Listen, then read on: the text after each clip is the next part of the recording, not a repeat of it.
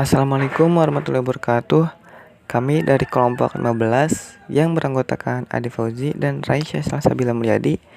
Di sini kami akan membahas mengenai pentingnya perkembangan inovasi kurikulum.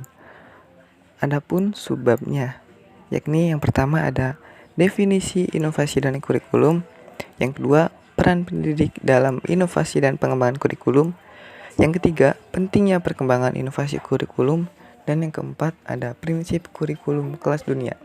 Yuk disimak teman-teman. Nah, sebelumnya teman-teman tahu nggak apa itu inovasi? Nah, jika teman-teman ada yang belum tahu, maka di sini saya akan menjelaskan definisi inovasi menurut Evert M. Rogers dalam Suwarno.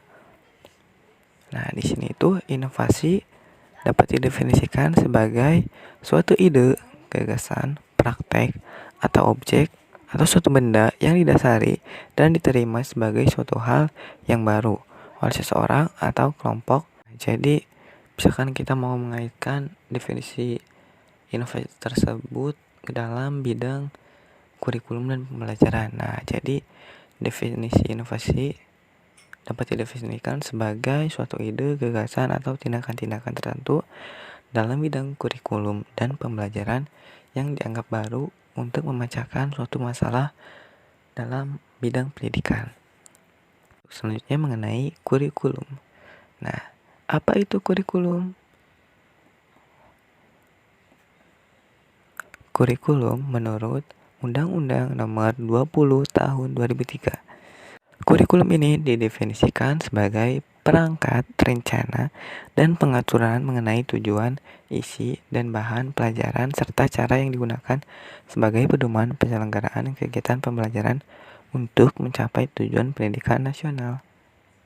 Jadi dapat ditarik kesimpulan juga ya, kalau definisi kurikulum ini bisa didefinisikan sebagai seluruh program atau rencana yang dibuat untuk dijadikan pedoman pelaksanaan kegiatan guna memberikan pengalaman pendidikan yang potensial bagi siswa di bawah tanggung jawab sekolah dengan tujuan agar siswa terbiasa berpikir dan berbuat atau bertingkah laku sesuai dengan norma dan aturan yang berlaku di sekitar.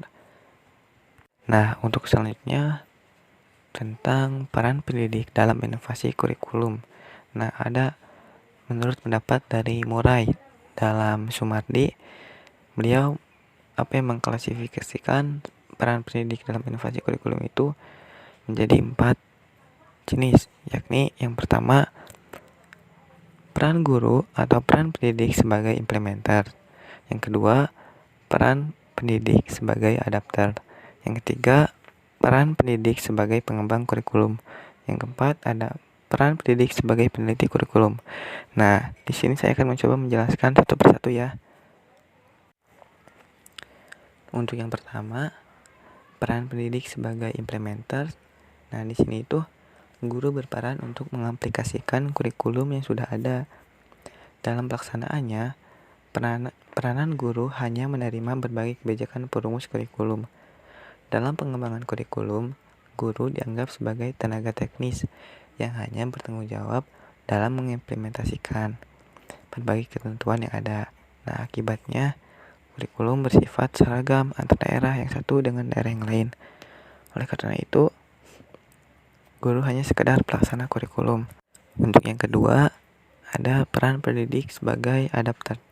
Nah, peran pendidik sebagai adapter ini tentunya kajiannya lebih luas, bukan hanya sebagai pelaksana kurikulum saja, tetapi guru juga sebagai penyelaras kurikulum dengan karakteristik dan kebutuhan siswa dan kebutuhan di daerah. Nah, guru diberi kewenangan untuk menyesuaikan kurikulum yang sudah ada dengan karakteristik sekolah dan kebutuhan lokal. Yang ketiga, peran pendidik sebagai pengembang kurikulum.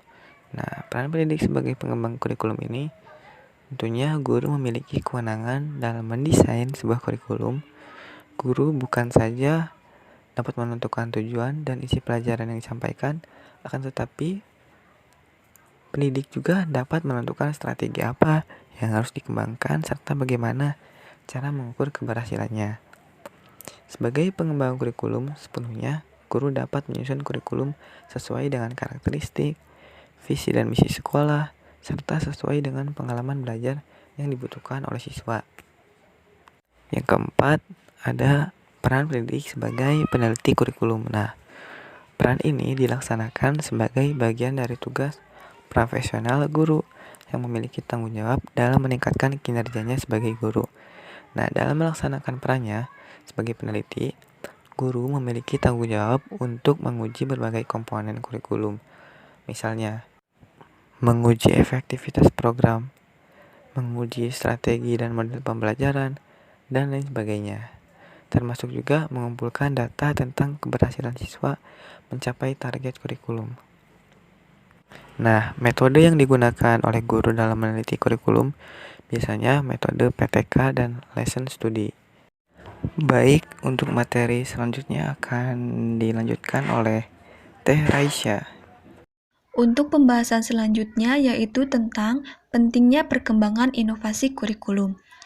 Inovasi kurikulum dan pembelajaran dapat diartikan sebagai suatu ide, gagasan, atau tindakan-tindakan tertentu dalam bidang kurikulum dan pembelajaran yang dianggap baru untuk memecahkan masalah pendidikan. Nah, inovasi kurikulum diharapkan membawa dampak terhadap kurikulum itu sendiri. Kurikulum hanyalah alat atau instrumen untuk mencapai tujuan pendidikan dan pembelajaran yang ditetapkan. Nah, kurikulum bukan sebagai tujuan akhir. Seiring dengan perubahan masyarakat dan nilai-nilai budaya, serta perubahan kondisi dan perkembangan peserta didik, maka kurikulum juga mengalami perubahan. Nah, inovasi kurikulum adalah suatu pembaruan atau gagasan yang diharapkan membawa dampak terhadap kurikulum itu sendiri. Perubahan kurikulum berdampak baik dan buruk bagi mutu pendidikan, di mana dampak baiknya yaitu pelajar bisa belajar dengan mengikuti perkembangan zaman yang semakin maju, tetapi didukung oleh kepala sekolah, guru, tenaga pengajar, peserta didik, bahkan lembaga itu sendiri. Untuk pembahasan selanjutnya yaitu prinsip kurikulum kelas dunia. Yang pertama, menginspirasi dan menantang semua pelajar dan membekali mereka dengan kepercayaan diri, kemampuan, dan keinginan untuk membuat dunia menjadi tempat yang lebih baik. Yang kedua, didasarkan pada tujuan, prinsip, dan nilai yang jelas. Yang ketiga, membangkitkan imajinasi dan memberi pelajar akses ke area utama dunia belajar. Yang keempat, mempromosikan pengembangan pribadi dan kompetensi utama pembelajaran dan kehidupan. Yang kelima, ditetapkan dalam konteks kehidupan pelajar dan menekankan keterkaitan pembelajaran. Yang keenam, menyediakan intelektual, fisik, emosional, sosial, ilmiah, estetika, dan pengembangan kreatif. Yang ketujuh, bersikap internasional dalam pandangannya, tetapi berakar di dalam komunitasnya. Yang kedelapan, mengatasi masalah kontemporer serta ide-ide besar yang telah membentuk dunia di masa lalu.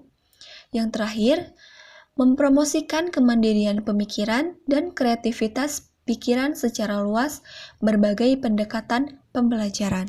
Terima kasih, cukup sekian materi yang dapat kami sampaikan. Kurang lebihnya mohon maaf. Wassalamualaikum warahmatullahi wabarakatuh.